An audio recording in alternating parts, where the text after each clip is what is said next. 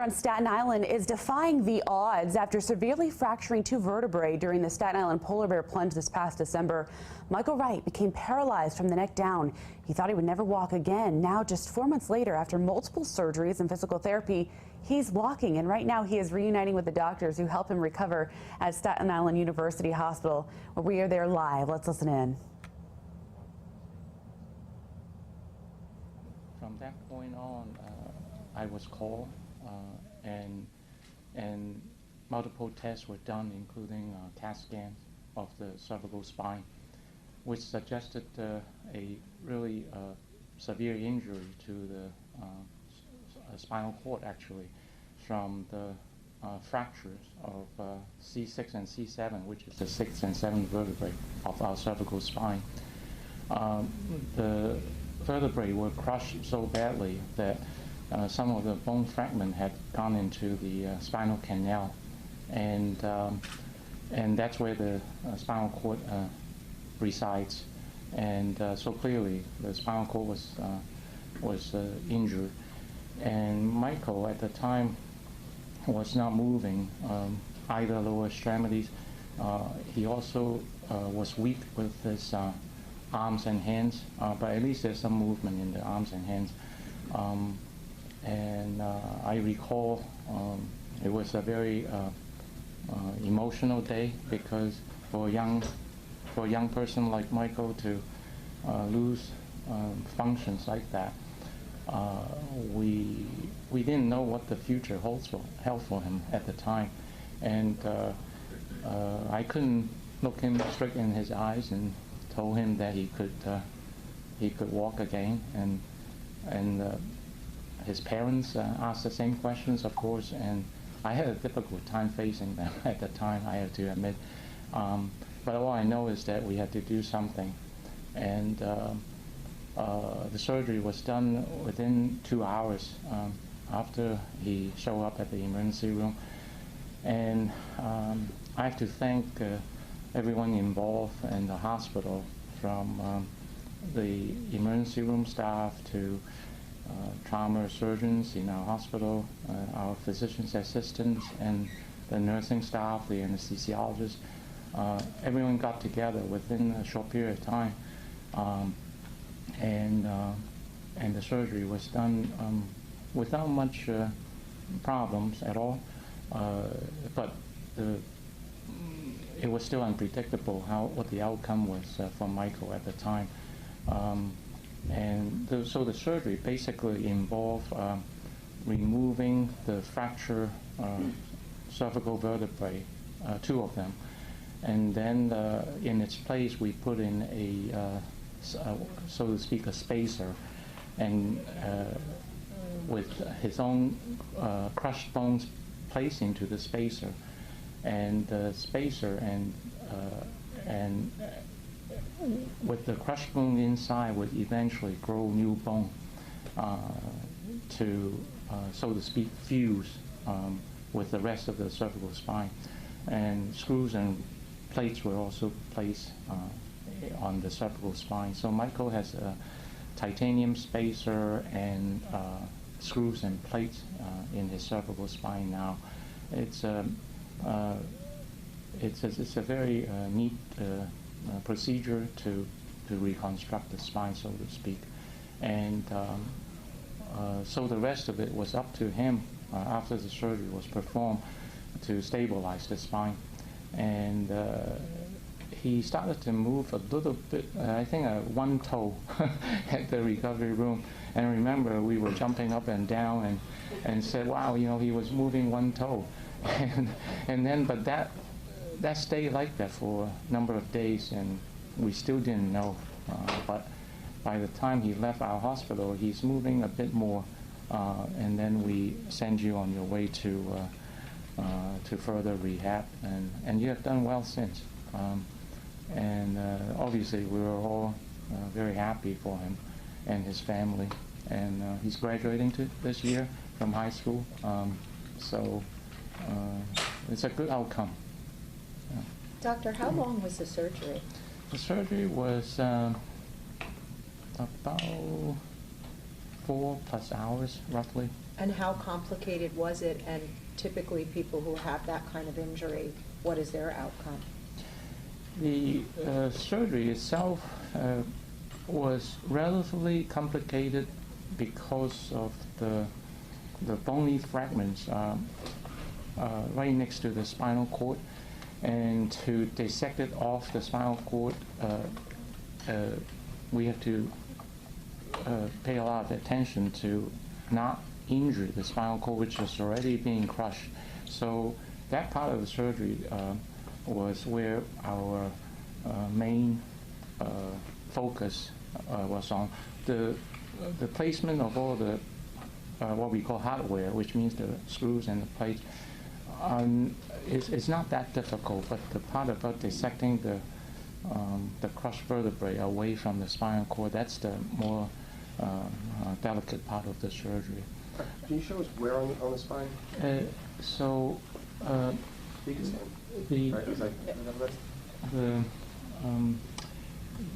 This is the number 6 and number 7 vertebrae, and both of them were crushed. And in the spinal cord, in this model,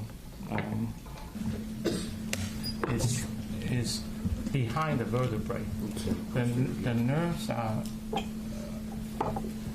The nerves are coming out of the spinal cord, as shown in this model, and the crushed vertebrae, the bony fragment had propelled backward against the spinal cord.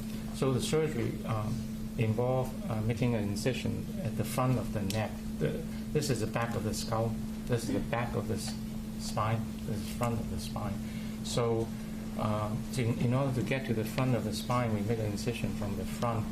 And once we get down to here, we started to do our procedure by removing the fractured vertebrae. And along the way, we decompress the spinal cord. And what about someone who has someone who has an injury to those vertebrae, or this kind of injury? What is the prognosis? The prognosis was the prognosis usually is not good. Those injuries are typically life-altering because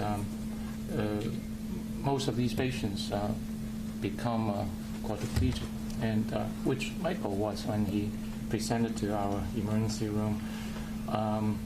I say in my 30-plus years of experience and practice here, I think Michael may have been the second or third person I've seen. Second for sure, maybe there's another person over 30 years. So it's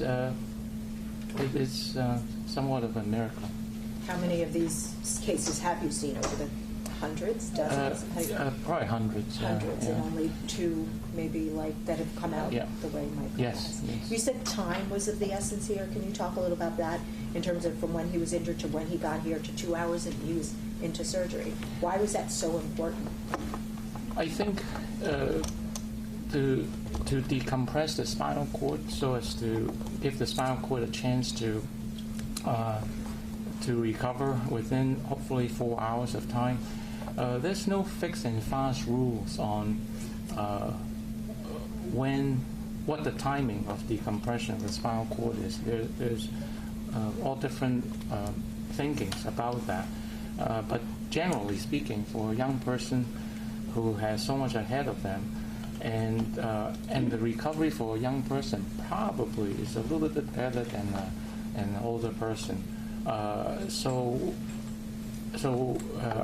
our thought was that we have to move fast and give as much opportunities for Michael as possible, and he responded, and which is pretty amazing. Doctor, is this considered a breaking your neck? Yes. Okay. Yes. And what percentage recovery do you normally have in this procedure? I would say less than 1% chance of a recovery like Michael's. And had there been hours delayed, would that have, whether he was far and couldn't get to a hospital as fast, or would that have played a role in the outcome? Looking back, yes. Yeah. At the time, again, like I said earlier, even though I was right there and everyone was ready to have the surgery to commence, at the time I really still didn't know how to answer Michael or his family, and I think they saw my puzzled look on my face and when they asked that question, and I was very concerned, even though time was the essence, and we did have all the preparation ready for him, but it's still an unknown. How long was Michael in the hospital? I think maybe a week to 10 days, roughly. 10 days. 10 days. He'll be on the trauma service with that, right? He remained on the trauma service for that time. I think it was about 10 days, yeah. Can we, what happens now, and what kind of symptoms does he have now from the injury? Well, although my recovery has been very well, my legs have almost fully recovered at this point. There are still weak points in my hands, which will eventually strengthen over time. Michael, can you bring us back to that day? Were you with a group of friends, or were you by yourself? It was a fundraiser event for the annual Plunge, which raised money for the Special Olympics. Mm-hmm. And my school, St. Peter's, was raising money. Mm-hmm. And you were with your friends or fellow classmates? Fellow classmates and a few faculty members. And can you walk us through what happened? Well, obviously, I was injured during the events in which my classmates and faculty members pulled me out of the water, and which I was rushed to the emergency room in which Dr. Cheng performed the surgery. But do you remember, did you jump off something into the water? I'd rather not talk about the accident. Michael, how has this changed your life going forward with you talking to other patients who suffered such injuries? Well, it strengthened my faith in a lot of ways, and hopefully my story will give others who are less fortunate in their injuries, it'll give them a sense of hope and a sense of that you should never really give up, because no matter how impossible the odds may seem, that the outcome is what you determine it to be. Michael, will you be going back next year? I'd have to give it some thought, but maybe I won't go. Maybe I'll raise money for the Special Olympics in another way, but I don't see myself going back to the polar plunge. And you're a senior now, you're about to graduate. What's going through your heart, and what are your plans for the future as far as school or what you plan to do? Well, my primary focus right now is to graduate, and from that point on, I'll spend my next 4 years at John Jay College. Studying pre-law. So you were a junior at the time? I was a senior. No, you were senior. It was just in December. This December. Do you remember being in the ER when you first got here, or were you alert, or were you not? Or getting the diagnosis from the doctor, were you kind of like, wow, it's a lot? I don't remember much from the ER, but I was fully conscious throughout entering the emergency room. And what was running through your mind then?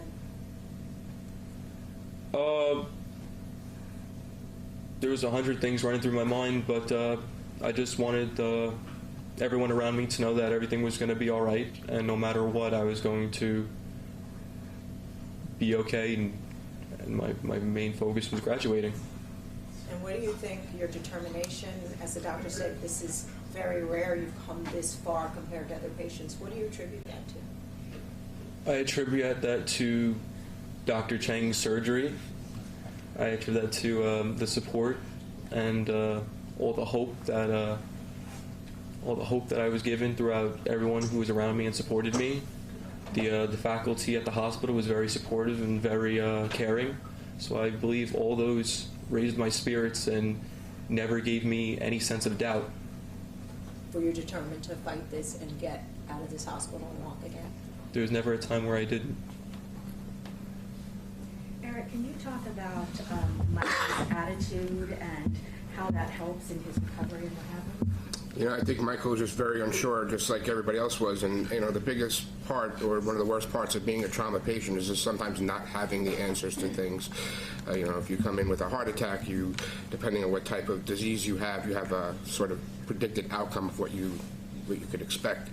Unfortunately, with trauma, and especially in this particular injury, there is no guarantee of an outcome. It's really, you know, on a case-by-case basis. And, you know, luckily he was brought to a trauma center where we have these capabilities of getting him to the OR within a very short amount of time. And that's, you know, one of the major benefits of having him brought to a trauma center is that we have the access to, you know, Dr. Chang and his team 24/7. I might add that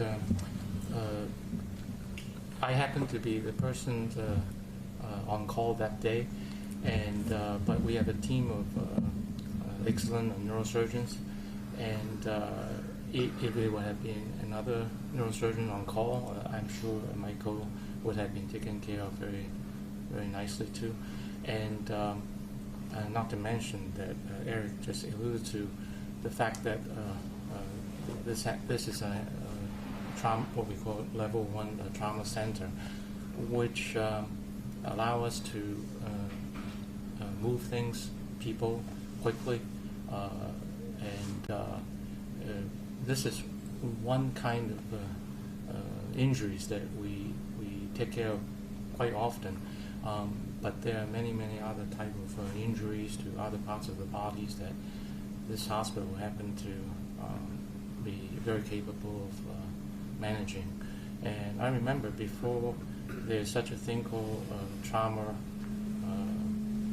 level 1 hospitals in this community,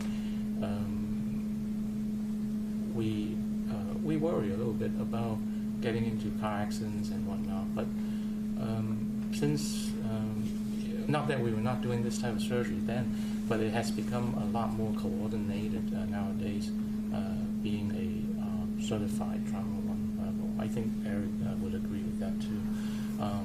I think Michael's surgery might have been not as gotten to the pace that we got to, except for the fact that it's a very well coordinated effort of everyone. Since I think the trauma 1 level 1 trauma has helped us quite a Doctor, bit. you're going to go to Michael's graduation? I don't know if you're I haven't gotten the invitation yet. Or you will. Well, if my daughter's graduation is not on the same day, I would come. My daughter happened to be also graduating from high school. Yeah. So when's you? Do you want to do some one-on-ones, or do you have any questions now? Or sure. Okay. So we're just they're going to ask you some questions. We could want to mill around. Yeah. Let's kind of come up and we can just do some one-on-one interviews. And if the staff is here, I just want to get some staff interaction. We have been watching a Staten Island teenager reunite with his doctors on Staten Island University Hospital. They helped Michael Wright recover and walk again after he was paralyzed from the neck down just 4 months ago. Now Michael is getting ready to walk across the stage at his high school graduation. Huge congratulations to him and the doctors involved as well.